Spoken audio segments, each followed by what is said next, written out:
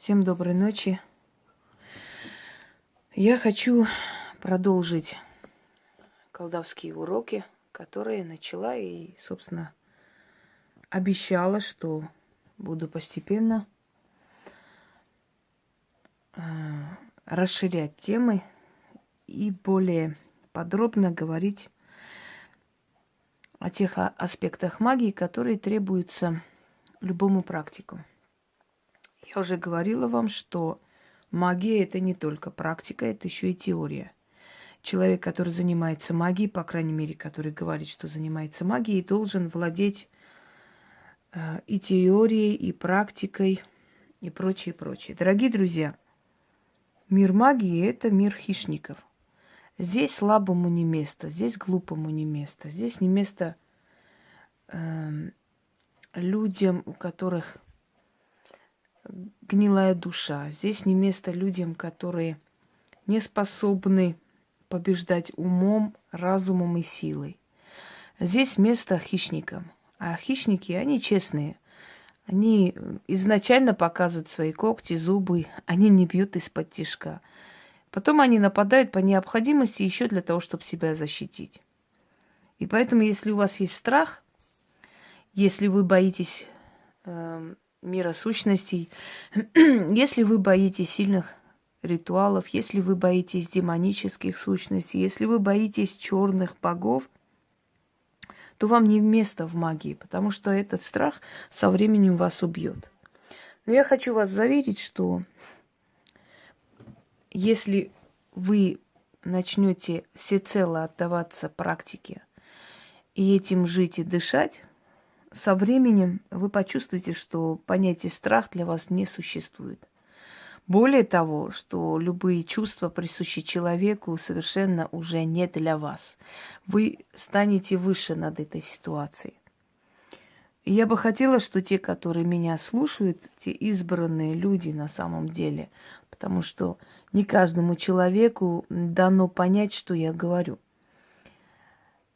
Понимают только те, которые действительно призваны, которые избраны. Я имею в виду практикующие. Мне приятно будет осознать через много лет, что появилась вот такая, знаете, когорта особых практиков, которые грамотны, которые благородные, которые не бьют в спину, а говорят в лицо, и которые не гнушаются ничего, что должно быть в магии. Да? Нет такого лицемерного, ложного, как бы сказать, вот этих манер святош и прочее, прочее. Нормальные практикующие люди. Перед вами мой еще один, скажем так, моя любимая еще одна статуэтка. Мой, потому что Бафомет. Это в какой-то мере мне друг, потому что ему немало лет. Он уже несколько лет со мной.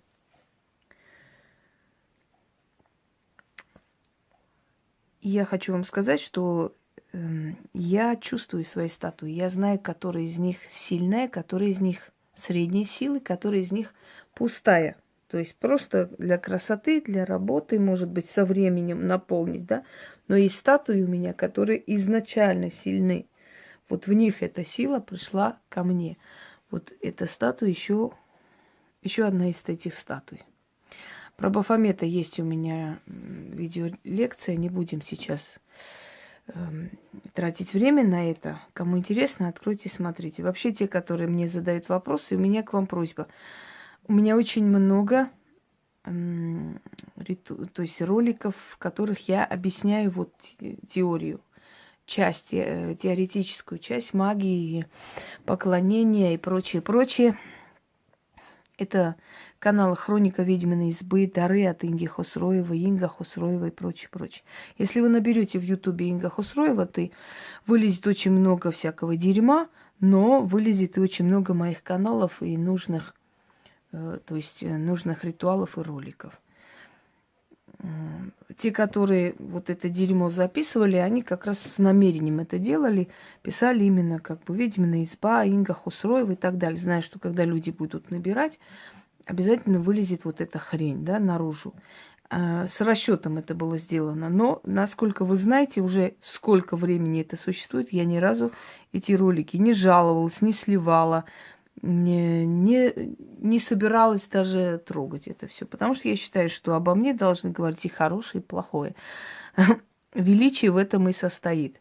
Как говорила Коко Шанель, женщина, которая вызвала к себе ненависть и любовь, не зря прожила на этом свете. Врагов нет у людей, которые никакие. Если ты маломальский талантливый человек, у тебя обязательно будут враги. Это нормально. Так что, если вы желаете посмотреть обо мне хорошее и плохое, просто наберите Инга Хосроева. Вылезет очень много и хорошего, и плохого. Собственно говоря, выбирать вам, да, куда склоняться. У каждого есть свой мозг. Если кто-то безмозгло побежал и поверил всякой хрени, туда ему и дорога. Я рада, что такой человек не дошел, не добрался до меня. Так что вот эти лекции, которые меня постоянно спрашиваете, они есть. И ответы на все ваши вопросы уже есть. Мною снято, все объяснено. Чтобы каждый раз одно и то же не говорить, не объяснять, не снимать. Вместо этого можно новые темы снять и объяснить. Так вот, я хочу сейчас постепенно научить вас работать с демонами. Естественно, людей, которые практикуют. Кладбищенские методы работы я недавно загрузила, я объясняла. Вкратце, невозможно в одном ролике, невозможно даже в 10 роликах это все, знаете, поместить и это все объяснить окончательно. Но основные азы работы с миром мертвых, с погостом, с демоническим миром я попытаюсь вот постепенно вам объяснить. В данном ролике я буду раскрывать именно теорию, пока теорию. Сегодня навряд ли я уже успею вам подарить ритуалы, связанные с демонами. Изначально изучение демонов и работа с демоническим миром я, наверное, сейчас навряд ли успею. Физически не успею, но постепенно я к этому приду. Итак, демоны, даймоны. С греческого слова, что означает божество или дух. Вообще, если так общее определение, это сверхъестественные духи, которые ниже богов, но которые несут определенные функции в этом мире. И есть демоны добрые, злые, собственно говоря, да, так по-простому. Не будем сейчас темная сфера, белая сфера. Просто добрые, злые. То есть демоны имеют свои характеры. Демоны могут и добро сделать, демоны могут и зло сделать и прочее. В древние времена делили иерархии демонов. 3 иерархии демонов. Гении – это, значит, демоны, которые защитники, охранники, помощники демоны – божества и духи, да, и уже объяснила, что это означает, которые охраняли род, которые охраняли человека, его имущество, его жизнь, его душу, демоны, которые охраняли, значит, поместье, там, ну, собственно, домовые, да, демоны, которые охраняли леса, это русалки, это леши, это лесные духи, лесные силы, лесные боги и прочее, прочее. Эта часть демонов называется гении. То есть демоны, у которых есть определенная функция, охранная функция, помощь и место назначения. Второй тип – это непривязанные к месту демоны. Демоны, которые как бы бродят по миру. Они так, знаете, абстрактные. Они могут и помочь, и наказать. Они могут разозлиться на человека. Они могут прийти в доме, поселиться, чтобы помогать человеку, если человек им понравился, если он им приносит что-либо, если он их почитает. Они могут прийти, чтобы наказать человека, если человек забыл о них, там, не заметил их и то есть как-то не так к ним отнесся, да, пренебрежительно. И третий вид демонов – архонты. Это демоны, которые представляют из себя силы природы, космоса, демоны, которые руководят этими силами. И вот обращаешься к этому демону, определенному демону, ты покоряешь определенную стихию. То есть, ну, например, если ты обращаешься к водным духам, да, ты просишь силу у воды, ты просишь очищения, а у воды есть свои водные духи. Ну, например, аспид, тот же самый водный демон. Вот ты обращаешься, ты, значит, обращаешься через этого демона. Ты можешь его назвать, не назвать, ты можешь даже его не знать, но функции воды исполняются через него. Либо ты обращаешься к ветрам, а демон ветров – это фагот. И, собственно говоря, ты через фагота и обращаешься к ветрам. Это имеется в виду те, которые практикуют. Люди простые, которые обращаются к этим стихиям, они не знают, к кому они обращаются, и это и не нужно. Для них это не обязательно знать. Достаточно просто почитать эти силы, и они уже понимают. Они разумные, они прекрасно понимают, что человек знает, либо не в курсе. То есть они не наказывают человека за незнание, за что-то другое. Это иерархия демонов. В древнем мире демонами считали не только сверхъестественные духи и божества, которые ниже богов по рангу и по силе. Говорили, что иногда демоны дослуживались до божественного уровня. То есть те, которые вчера были демоны, через некоторое время короновались как боги. То есть становились богами, но богами не высшей сферы, туда не так просто, да, добраться. А со временем они заслуживали то, что их поднимали выше и выше и выше. И это потом отражается в наших религиях. Сейчас скажу, как это происходит. Собственно говоря, если это разумные духи, разумные силы, разумные божества, то понятное дело, что логически, да, предположить, что если они перед богами услужились, если они перед богами имеют определенные заслуги, со временем их поднимает рангом выше. Как узнают люди, как выглядят демоны, как узнают люди об их характере, информацию всю о демоническом мире? Очень просто на самом деле. Есть посланники, через которых эти силы передают и свои желания, и как нужно им поклоняться, и что нужно делать для того, чтобы им понравиться, и что не нужно делать, чтобы их не разозлить, и ритуалы через них творимые и так далее. Демонический мир все время вступает в беседу с человеком, которого он отправляет в этот мир. То есть человек, который рожден как мост между миром демонов и людьми, да, этот человек, он уже изначально выбран для этой цели, он как посредник, проводник, собственно говоря. Ну вот, вообще практикующих людей всегда издревле называли проводники, да, те, которые проводят через себя силу. То есть через тебя работает определенная сила. Как хочешь называй, демон ли это, сила ли, дух, бог, но кто-то через тебя работает. Итак, некоторые демоны были возведены на трон богов. То есть богов меньшей иерархии, но все-таки богов.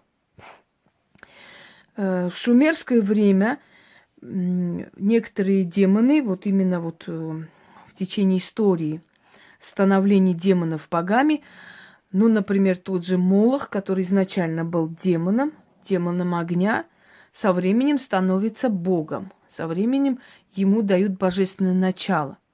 И он уже через огонь берет себе жертвы, он уже через огонь управляет и к нему вызывает, то есть Молох становится именно вот через огонь. Говорят, что до этого Молох был демоном.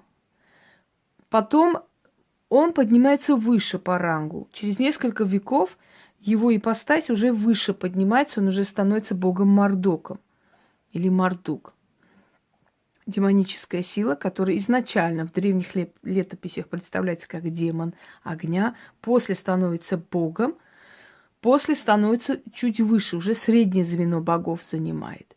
То есть это говорит о том, что вот четко, ясно, вот такой прям начерченной такой линии между демонами и богами особо не существует, потому что в любом случае они взаимодействуют.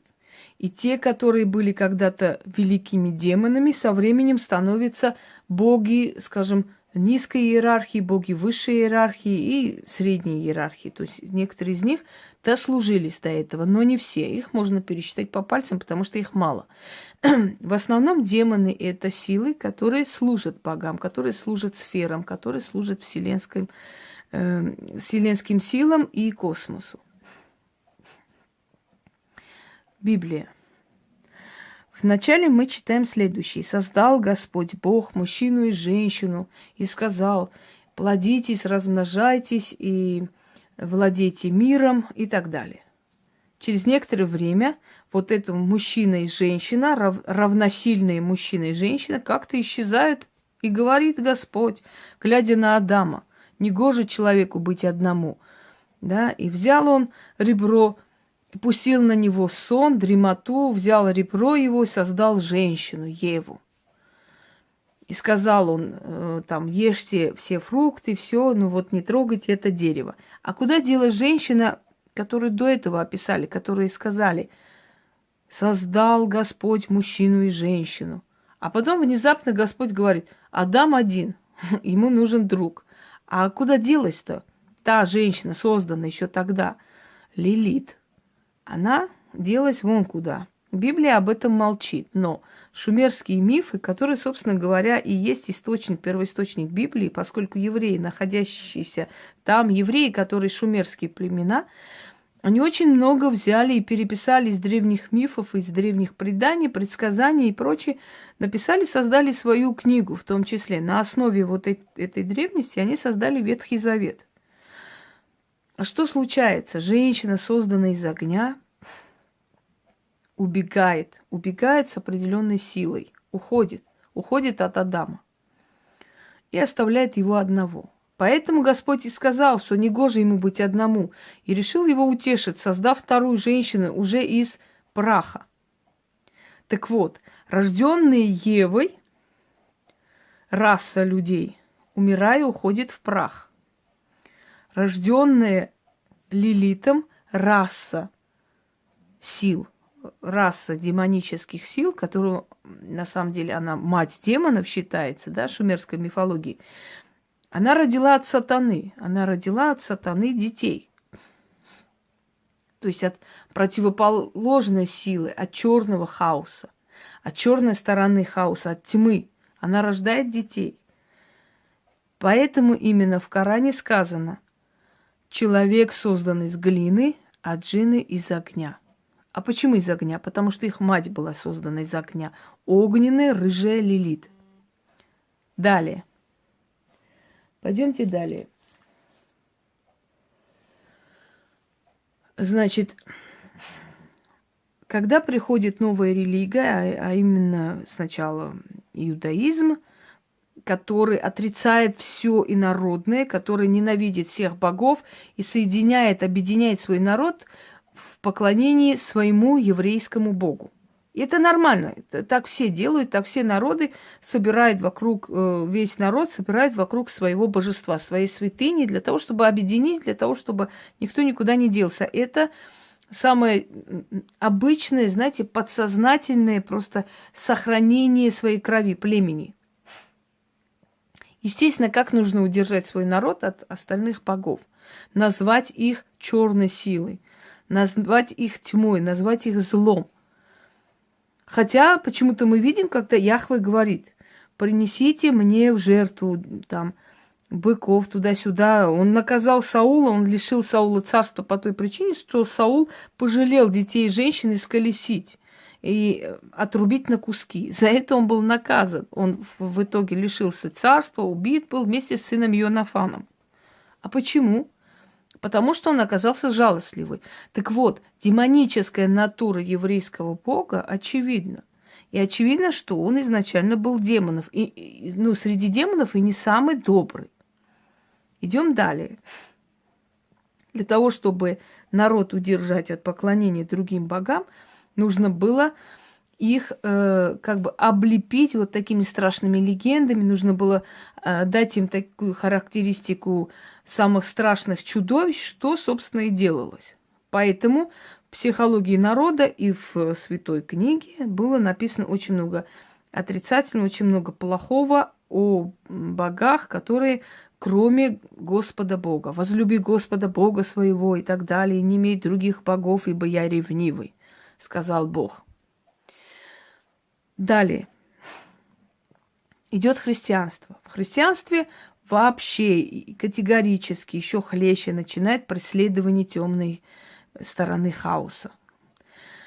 Уже сказала, что демоны могут творить и добро, и зло, смотря как ты заслужишь, собственно, как и люди. Библия полностью относит к демоническому миру все, что не касаемо христианства. Все, что дальше от Яхвы и Иисуса, все это демоническое, все это сатана, все это такое и сякое.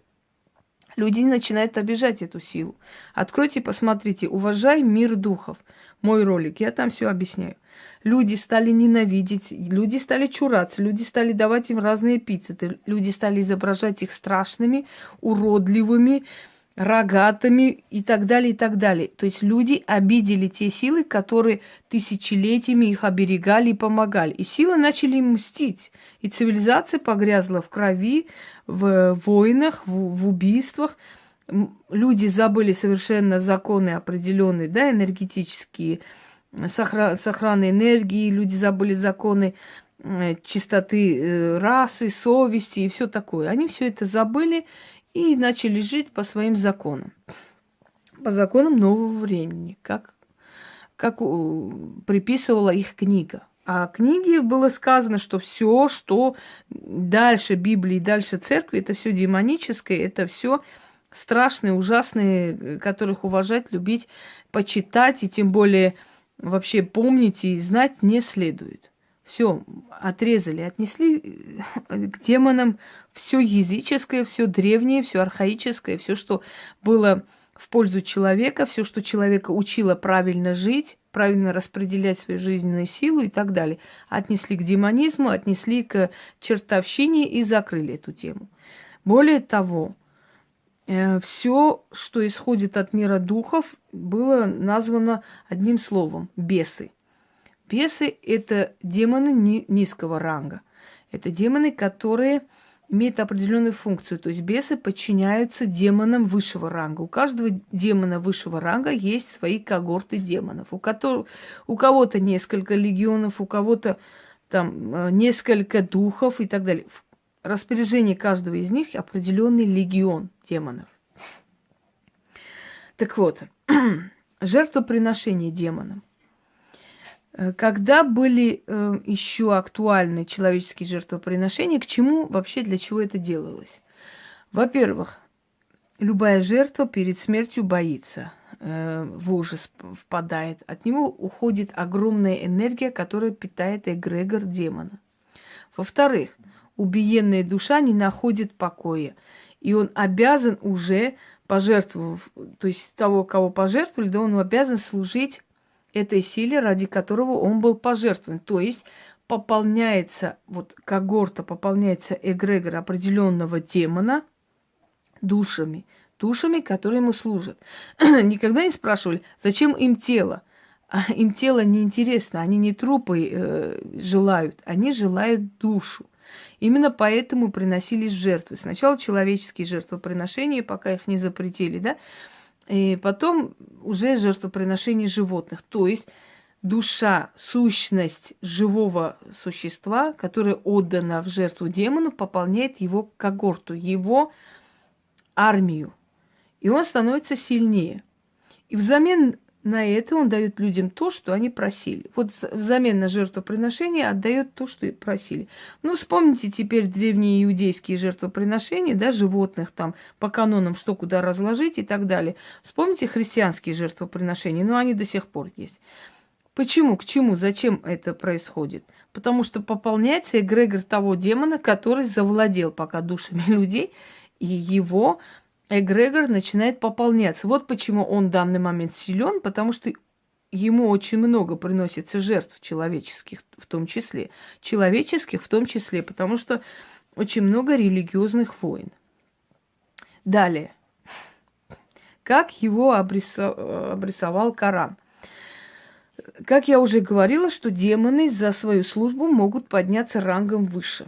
Кстати, хочу вам сказать, что демоны, то есть духи божества, поклонялись, то есть им поклонялись, они были всегда в поклонении у народов, просто под разными именами.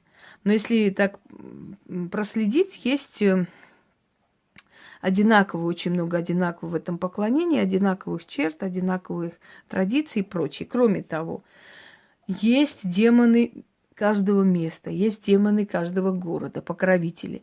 Есть демоны разных народов. Они говорят на разном языке. Если вы обращаетесь, скажем, к магии Востока, вы должны учесть демонов Востока, джиннов. Если вы обращаетесь к магии Севера, вы должны учесть демонов Севера. Их по-разному называют эльфы и прочие, которые стали персонажами мультиков. На самом деле это исходит из мифологии древних викингов и прочее, то есть скандинавских народов, да, там ирландцев и германцев и так далее. И если вы обращаетесь к кавказским силам, вы должны учесть демонов кавказского пантеона, их называли девы. Если вы обращаетесь к индуизму, вы должны учить демонов той сферы. То есть демоны – это не обязательно злые духи. Еще раз говорю, это духи, которые служат богам, силам космоса, Вселенной, но они могут быть как злые, так и добрые. Они могут занять сторону одного человека против другого человека. Так вот, в Коране написано четко ясно, что когда Мухаммед пришел на землю и начал учить людей новой религии, он как посланник был Бога, да, на земле. Так вот, что некоторые джинны приняли ислам, а некоторые против него сражались. О чем это говорит? Это опять же говорит о том, что демоны могут принимать одну или вторую сторону. Так вот, считать их черной силой и злой силой весьма глупо. Это сила. Это просто сила. Разного вида сила. Как и люди разные, у людей свои разные таланты, разное стремление, разная жизненная сила, так есть и демонов. Разные они по таланту, по уму, по желаниям и так далее. Так вот, в Коране демонов называют джиннами. Более высокого ранга джинны, ифлины. Джинны считается, что созданы из огня. Но в отличие от христианства, то есть ислам не чурается черной силы. Она не говорит о них презренно. Она просто говорит, что к ним обращаться не следует, потому что стоит к ним один раз обратиться, и как бы ты уже у них в плену. Это говорит ислам. Но доисламские еще поверья, которые были на Востоке у арабов, поклонение джинну места, главному джинну. Когда люди заходили домой, они приветствовали главного джинна, хранителя очага, говорили «салам алейкум», то есть «приветствую тебя». Ну, им обратно никто не говорил «ва алейкум ассалам», но приветствие – это исламское приветствие, у которого здравия желаю там или здравствуй или будь здрав, да, и обратно точно так же желание здравия тебе. Так вот, что происходит именно в Коране насчет джиннов, да, рассказ. Кстати, хочу сказать, что в Коране очень подробно о джиннах сказано и очень многое, в отличие от, скажем, Библии. Библия презренно относится к той силе, которая не относится к христианству. Вот они плохие, они такие. Описание только страшных, злых каких-то чудовищ и более ничего. Ну, описывается в Библии Люцифер, мы уже знаем, лучезарный, да, сын Зари, который восстал против Бога и был любимым его сыном, но восстал, и вот такое вот получилось. И как сражались они на небесах, и как он скинул вниз сатану и его демонов в бездну кинул после небесного сражения. Так вот, он ушел вместе со своими близкими, приближенными. И он ушел во тьму, он стал богом этой системы. Его приближенные сановники стали рядом с ним. Кто-то выше рангом, кто-то ниже рангом. И вот так пошла иерархия сатаны, то есть дьявола, Люцифера и вот далее. Собственно, особо больше таких вот нюансов обсуждений в Библии не дается. Библия не любит говорить о теме демонов. Она просто сказала, что это зло, и к ним поворачиваться лицом не следует. Все, что не от Библии, не от церкви, это все зло. Коран обсуждает о них и очень подробно, очень много информации о джиннах. Согласно исламу, джинны – это отдельная раса. Есть у меня ролик, опять напоминаю, можете смотреть. Джинны. Там я более подробно и долго объясняю. Сейчас особо времени нет на это. Так вот, ислам объясняет, что джинны – это особая раса духов. Они были созданы до человека. И они были созданы из огня. Джинны бывают разных национальностей, разные религии. Джинны бывают разного типа. Они жили на местах людей до того момента, как не разродился первый человек, и люди захватили их территорию. Говорят, что после бомбежек, после войн и так далее, когда растревожили их, дома джиннов, их поселения, что они разозлились, обозлились и мстят людям Востока за то, что те их затронули. Джинны живут подальше от людей, они стараются с ними не сталкиваться, но в некоторое время от времени, то есть они бывают, что приходят к человеку в гости. Джинны питаются всем тем, что ты оставляешь, то есть запахом и энергией еды. В Коране даже сказано, что в доме нужно оставлять какой-нибудь свет для того, чтобы они боялись. Потому что они ходят по дому, ночь – это их время и прочее. Невзирая ни на что, ужасный страх перед джиннами, перед этими силами есть именно у представителей этой религии, потому что они настолько подробно, четко это изучают, что в отличие от христиан, которые презрительно относятся к темной силе, я не скажу, что они почитают, но они очень хорошо изучают эту силу. Они узнают, кто они, на что способны, как они искушают и так далее. То есть это не такое, фырканье, мол, идите отсюда, вы нам неприятны. Очень часто одержимые джиннами встречаются именно у восточных народов. Велик страх перед ними на самом деле.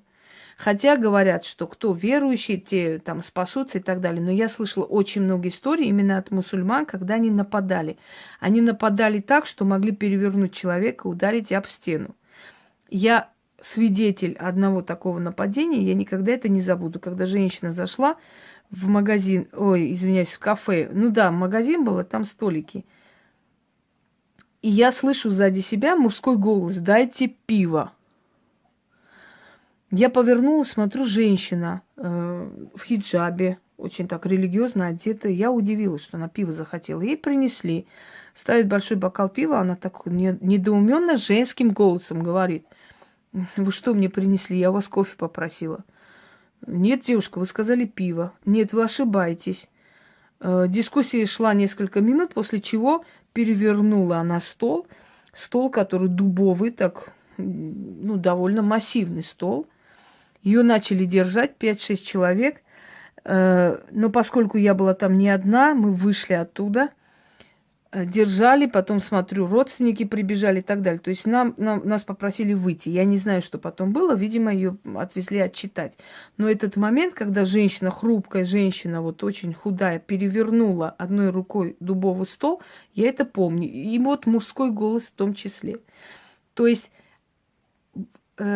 с малых лет учат, как с ними бороться, что делать, если они накинулись, если они парализуют тебя и прочее, прочее. Так вот, согласно Корану,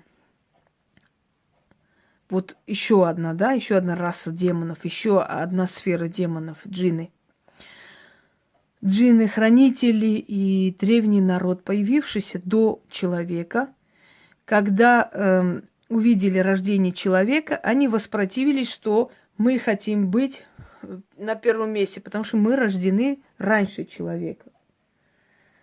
Кстати, я хочу вам сказать, что вообще их имена упоминать не следует, согласно исламу. Если ты о них говоришь, они приходят. Я заметила много раз, когда я рассказываю о них, что-то переворачивается, какие-то звуки непонятные. Правда, они и те уже меня давно знают, и я их в том числе. Но некое, холодит кожа. И согласно как бы, опять же, да, преданию сказано, что если холодит кожу, значит, джинны тебя касаются. В этот момент читают молитву они. Так вот, воспротивились, они стали вести себя недостойно, и тогда Верховный Бог посылает Иблиса вместе с армией, любимого своего как бы сына и приближенного, посылает вместе с армией ифлинов прийти наказать джиннов. Приходят и начинают их убивать. Они их начинают убивать, это говорит о том, что их можно убить. То есть это та раса, которая, почти человеческая, только в духовном обличии. Они женятся между собой, они плодятся, они воюют, то есть как люди, только мы их не видим, а они нас видят. Вот в чем разница, что они так созданы, что они нас видят, а мы их нет. Вот это особая раса демонов, Иблис их наказывает. И каждый раз, когда джинны начинают восставать, значит, Аллах отправляет Иблиса наказывать, и он приходит со своей армией ифлинов и начинает их убивать, уничтожать, покоряет воле своего отца. Но когда рождается человек, Иблис говорит: я не буду перед ним склонять колени, потому что я выше его создания, и я перед смертным человеком склоняться не буду. И тогда он его наказывает. И после того, как ангелы и, значит, ифлины сражаются ради престола, кто воссядет на престол, их извергают вниз, и Иблис уходит вниз вместе с ифлинами и становится как бы государем, царем, повелителем джиннов уже. Вот так начинается новый этап жизни демонов. Весьма напоминает, скажем так, точно так же библейскую, да, версию, но здесь немножко по-другому. Одно и то же.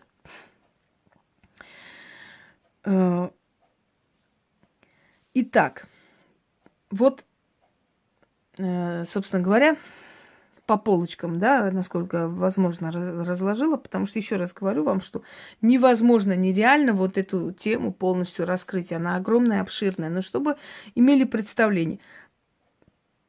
Демоны, сверхъестественные духи, божества, которые чуть ниже пантеона богов. Со временем некоторые великие демоны начали подниматься по ступеням и дошли до средней иерархии богов. И они обожествились, то есть они настолько дослужились до этого, у них настолько было много заслуг перед богами, что они им разрешают прийти и восседать рядом с ними. То есть практически на уровень божества возводят. Демоны разных народов знают разные языки. Они вообще знают языки всего мира. Человек, который одержим демонами, может говорить на разных языках, которые он никогда не слышал, но он может говорить, например, там, русский человек может на китайском начать разговаривать, причем очень чисто, нормально что-то там рассказывает. Это одержимость.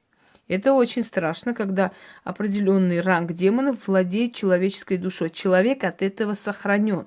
Но ввиду того, что кто-то из рода что-то сотворил, либо родитель, либо он сам, значит, силы дают разрешение демону прийти и помучить его. Помучить за что-то. Если помните, говорится, Саула, там, царя мучил злой дух, да, и разрешали, чтобы злой дух пришел и помучил его за какие-то там прегрешения. Вот то же самое, сфера расступается и разрешает этой силе завладеть человеком, мучить его из-за каких-то, по своим причинам, собственно говоря, чтобы к чему-то привести. Он должен что-то понять, что-то вникнуть, где-то раскаяться. Вот из-за этого ему дается это мучение. Когда время проходит, ему дают спасение руками практика, и это все заканчивается. Теперь, как работать с демонами? Я читала много форумов ради интереса. Хочу вам сказать, что очень много ерунды понаписано. Например, вызов демонов, начинающий вообще забудьте, потому что демоны обладают настолько огроменной, настолько сверхъестественной энергией, что они вас сожрут. Вы можете после этого вызова через несколько месяцев высохнуть и умереть, я вас уверяю. Это возможно, реально такие случаи были. Вы можете после этого вызова стать душевно больным. Вы можете после этого вызова потерять всех родных и близких и прочее, прочее, если вы неподготовленно сядете и будете вызывать. Потому что очень много различных таких ерундовых заговоров, ритуальчиков для вызовов демонов, и все там просят, что это, то есть пишут, что это так легко, просто и как бы не составляет особого труда, что все неразумные головы думают, что это вот как раз для них. На самом деле некоторые специально это пишут для того, чтобы вот такие неразумные лезли туда, сделали это, да, и получили... Они, собственно, демонам обеспечивают жертву, если вы поняли. А взамен получают то, что хотят. Вот они говорят, вот, о, вы такие, там, приветствую вас. Я обещаю привести к вам определенное количество жертв. И попрошу взамен дать мне то и это. И вот он в течение месяца в этих форумах как понапишет, как надо демона вызывать, и как хорошо это все вызывается. Из разных профилей пишет: о, да, я вызывала, он пришел через 5 дней, мне квартиру дали и так далее. И вот жадные тупоголовые люди рынулись вызывать демоническую силу. Демоны не придут к вам, много чести, но они отправят определенную силу, которая придет в вас, просто сожрет. Сгорите вы очень быстро. Я знаю много примеров, когда дети вызывали духов, дети вызывали, ну, в общем, участвовали в спиритических всяких сеансах, и потом их вот это душевное состояние было очень сильно нарушено. И мне одна женщина, когда написала, я говорю, а в ближайшее время ничего, там не было никаких вызовов, ничего не делали, потому что ребенок начал разговаривать сам с собой и, в общем, вести себя неадекватно. Она говорит, что да, вот спросила у дочери, был спиритический сеанс, недавно они там увлекались этим. Я говорю, ну вот, собственно, мы приехали, вот из-за этого это все происходит. Ответ ребенка меня поразил. Мы все делали по правилам, как нужно было и так далее. Мне интересно, откуда они знают эти правила? Вот из этих форумов, собственно говоря. Вызовов и прочее я сейчас вам говорить и давать не буду, но я продолжу эту тему, поскольку она обширная. Я продолжу пока теорию демонического мира. Значит, в следующей лекции сейчас, в следующей части, которую я сейчас запишу, я объясню уже постепенно, как с ними работать, потому что историческую часть, я думаю, более-менее разъяснила вам. А после, естественно, я вам дам ритуалы. Ой, на одном дыхании.